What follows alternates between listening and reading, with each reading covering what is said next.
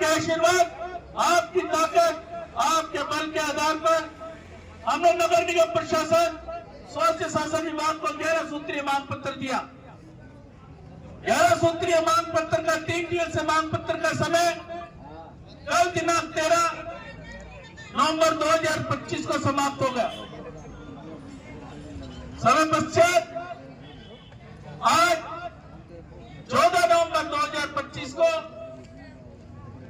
आप सबको आमंत्रित करके और आंदोलन की आगामी रणनीति तैयार करने हेतु आम सभा रखी गई।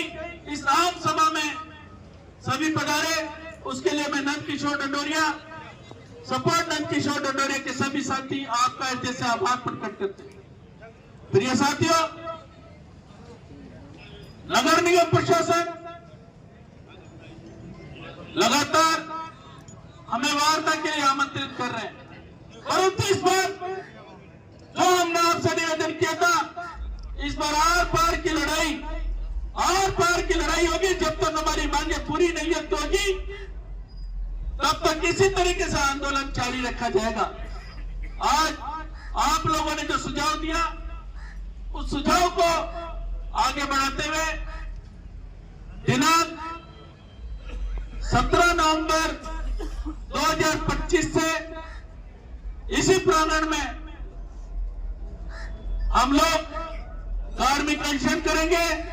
क्या कार्मिक अनशन करने के लिए आप लोग सब तैयार हैं? 4 दिवसीय हमारा कार्मिक अनशन होगा और शुक्रवार को इसी प्रांगण में अगर हमारी मांगे पूरी नहीं होती है तो आम हड़ताल की घोषणा की जाएगी। आम हड़ताल जयपुर शहर संपूर्ण राजस्थान के लोगों की होगी। प्रिय साथियों, प्रशासन लगातार वाल्मीकि समाज सफाई कर्मचारी पर जिस तरीके से अत्याचार कर रहा है,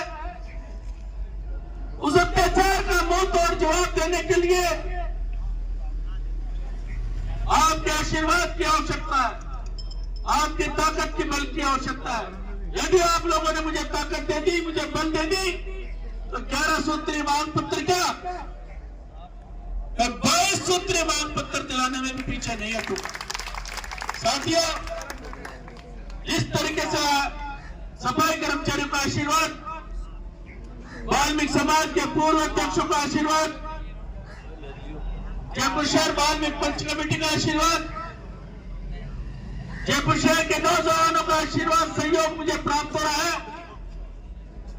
उसे ऐसा प्रतीत होता है कि इस बार आर पार की लड़ाई होगी और इस आर पार की लड़ाई को हम जीत कर रहेंगे।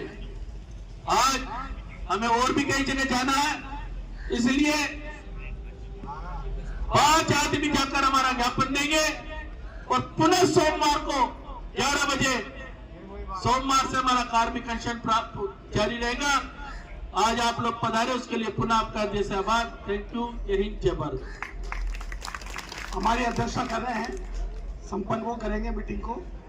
इसके पहले मैं एक बात बता दूं, 17 तारीख की जो घोषणा प्रधान जी ने की है, कल शनिवार है, ऑफिस की छुट्टी है, परसों इतवार है, ऑफिस की छुट्टी है। 17 तारीख को सोमवार है, सोमवार को यही टेंट लगेगा। उस टेंट से हमारे 11 आदमी, 2 महामंत्रियों के नेतृत्व में रोज 11 आदमी धरने पर बैठेंगे। इसके साथ एक बात मैं बताना तो भूल गया कुछ। कई लोगों में भ्रांति ये रहती है कि हम भर्ती प्रदान कराना, प्रदान का यूनियन का सब इतना सा काम होता है कि वो निगम प्रशासन पे, सरकार पे ये प्रेशर और दबाव रखता है कि भर्ती की जाए। उसके हाथ में नहीं होता। मेरे समय में भर्ती, मैं एक बच्चे को मेरे हिसाब से नौकरी नहीं लगा सकता। राजकुमार जी के समय पर भर्ती हुई, क्या उन्होंने अपने किसी बच्चे को नौकरी लगाया? शिवचंद जी के समय पर भर्ती हुई। तो ये जो भ्रम फैलाते हैं, वो प्रधान लूट रहा है, इकट्ठे कर रहा है।